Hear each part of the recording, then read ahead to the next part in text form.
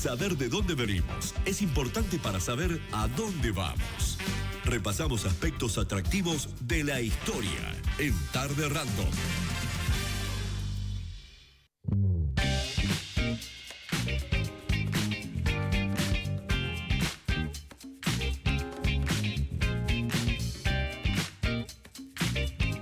Qué arriba que quedamos con la canción, ¿eh?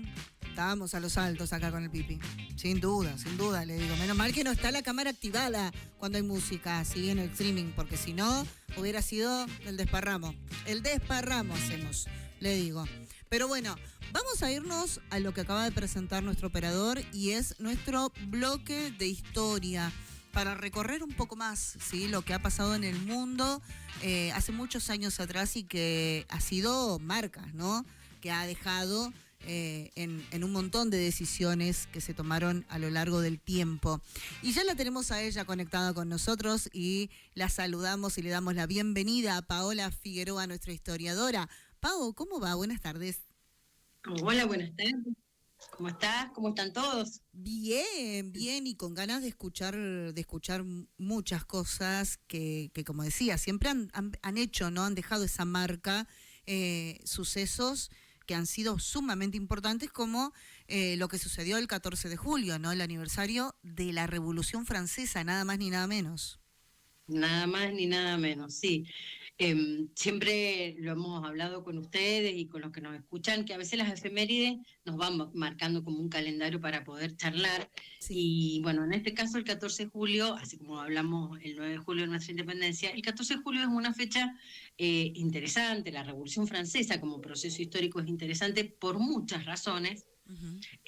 Mi idea era un poco compartir lo que en general se sabe de la Revolución Francesa, obviamente en una mirada muy sintética, y también una mirada crítica, que a lo mejor son miradas que no tenemos o que no son tan comunes de la Revolución Francesa.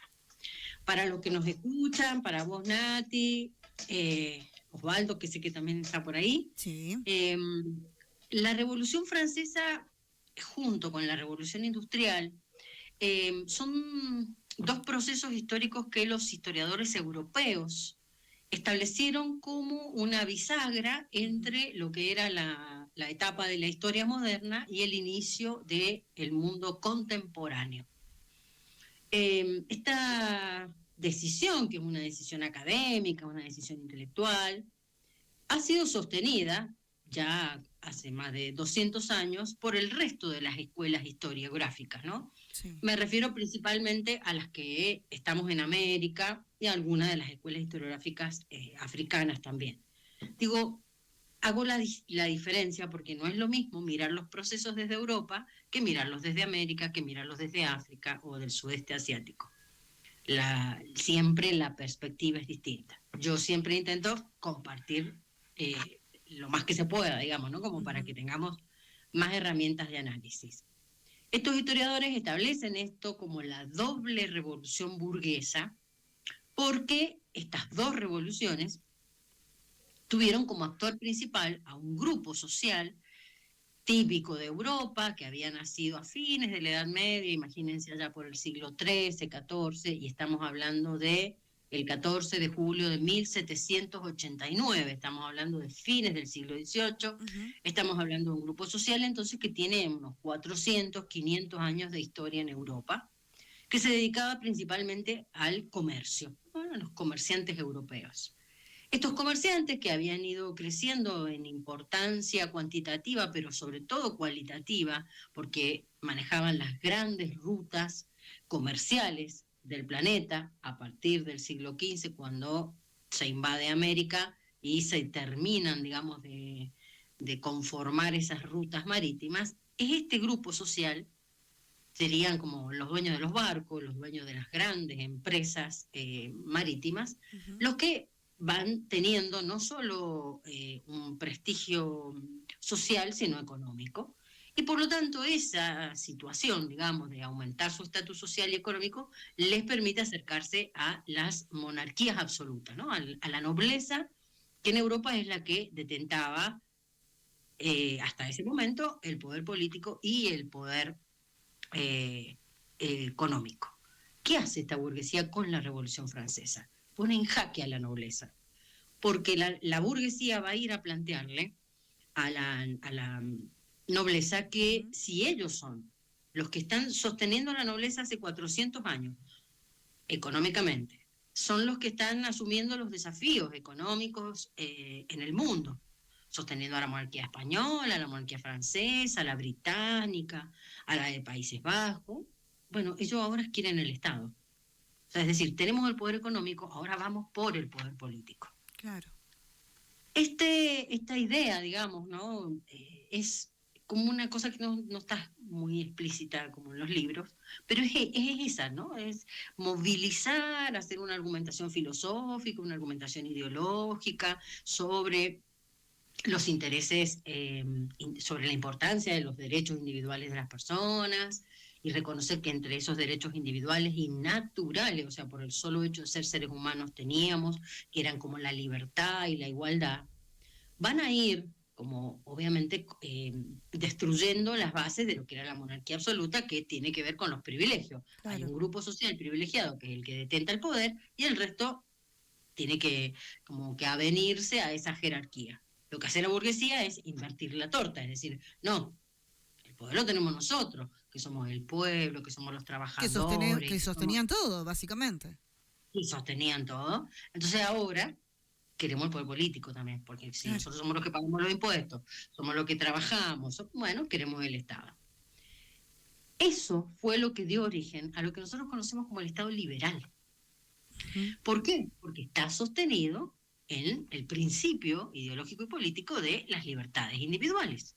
Bien. De las personas. Mientras esto estaba pasando en Europa con un montón de consecuencias incluidas para América, que lo hablamos cuando vimos la Revolución de Mayo, este principio de igualdad impacta acá en América diciendo, bueno, si somos todos iguales, ¿por qué nosotros tenemos que ser colonia? Y empieza como a activarse el proceso del que hemos dado cuenta. No me quiero ir de la mirada distinta, digamos, de la Revolución Francesa. Mientras esto está pasando en Francia, con todas las implicancias que tuvo, está surgiendo otra clase social paralela, casi sincrónicamente, decimos los historiadores, al mismo tiempo, en Inglaterra, que es la clase trabajadora, que es la clase obrera, y para ser fiel a la fuente, es la clase proletaria, ¿no? Ese concepto es un concepto de las fuentes históricas que tiene que ver con que lo único de lo cual esos trabajadores eran dueños eran de sus proles, de sus hijos, de todo su trabajo. Su fuerza de trabajo eran dueños los burgueses. Y va a ser esta nueva clase social justamente la que va a poner en jaque a este nuevo Estado liberal. ¿Qué quiero decir? La burguesía que derrotó a la nobleza ahora ocupa ese lugar, pero aparece otro actor social que va a poner en cuestionamiento a la burguesía. Y en esas andamos todavía. ¿Por qué? Porque esa burguesía va a ser también la dueña de las industrias, la dueña de las primeras fábricas, de los viejos talleres artesanales, las fábricas en Inglaterra, esa revolución industrial que inmediatamente va a impactar en Europa y va a impactar en Estados Unidos, y va a terminar dando el perfil de las grandes empresas que hoy llamamos, en realidad, a medida que han pasado los años, estamos hablando de 250 años mínimo, las grandes corporaciones industriales, económicas. Y la clase trabajadora, esa que nació a la sombra de esta burguesía que decía defender los derechos individuales, va a tener que empezar a construir otra narrativa, porque es haber cambiado el collar del perro. Claro, ¿no? Por supuesto. Cayó la nobleza, vino la burguesía, pero la burguesía fue igual. Claro, terminó cometiendo los mismos parámetros, ¿no? Repetía los mismos parámetros. Claro. Y en poner en cuestionamiento, digo, la integridad y la dignidad de las personas. Claro. Porque sabemos que esos obreros eran varones, mujeres, ancianos, niños, que trabajaban entre 16 y 18 horas, en condiciones infrahumanas. O sea, digo, fue la emergencia social de un grupo que hasta el día de hoy existe, que somos nosotros los trabajadores, y aquella burguesía que, con los bemoles, obviamente, de la propia historia, que lo podemos hablar obviamente en otro momento, a nivel sociológico, es hoy la clase industrial, es la clase empresarial, son las grandes corporaciones económicas. Esa aristocracia hoy que se le habla tecnológica, que le están hablando los sociólogos. Entonces, digo, estos derechos individuales que reivindicó la burguesía van a ir lentamente convirtiéndose en lo que los obreros van a llamar los derechos sociales. Ya no son los sujetos, somos los grupos sociales los que demandamos el respeto, por ejemplo, de una jornada laboral acotada, Claro. del reclamo de los derechos salariales, de alguna consideración con lo que son el trabajo infantil, el trabajo de las Sí. mujeres. Es, Y es, a partir es la gran pelea, ¿no? Histórica, porque si bien pasó hace tantos años esta revolución industrial, todavía seguimos en la plena lucha de muchos sectores de trabajadores o lo que se denominaba el proletariado, con reclamos concretos, ¿no? Dentro del ámbito laboral. Exactamente. Ese es el tema, Nati, la vigencia que tiene aquella reivindicación del siglo XVIII Claro. que tiene hoy. Estamos en el siglo XXI. Sigue Y estando. está bien, sí, estamos reclamando la jornada de 8 horas, pero en algunos países del mundo sí, lo están reclamando. ¿Por qué? Porque en realidad terminamos trabajando 12, 14 horas en condiciones que a veces no son las mejores. Tal Y cual. digo, y lo digo en primera plural porque soy contemporánea, digamos, vivo en esta sociedad, soy una trabajadora y me atraviesan esas cosas, ¿no? Sí.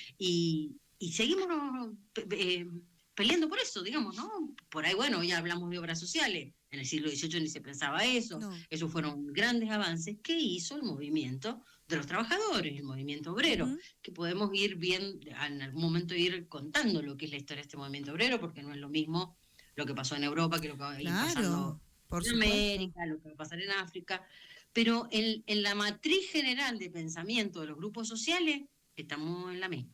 3 siglos después estamos peleando porque o conservar los derechos o aumentarlos o mejorarlos o Claro. resignificarlos en el nuevo contexto en el que estamos, ¿no? Bueno. Digo, en pandemia surgió que, bueno, si yo tengo, no sé, 20 horas de clase, no puedo estar trabajando en pandemia porque había que producir 40 horas, porque Claro. yo seguía cobrando 20 horas. Digo, hay que ir como actualizando esas cosas, pero seguimos en esa, porque Sí, sí, seguimos sí. habiendo trabajadores y siguen habiendo gente que es dueña de la fuerza de trabajo mía. En este caso, Exactamente.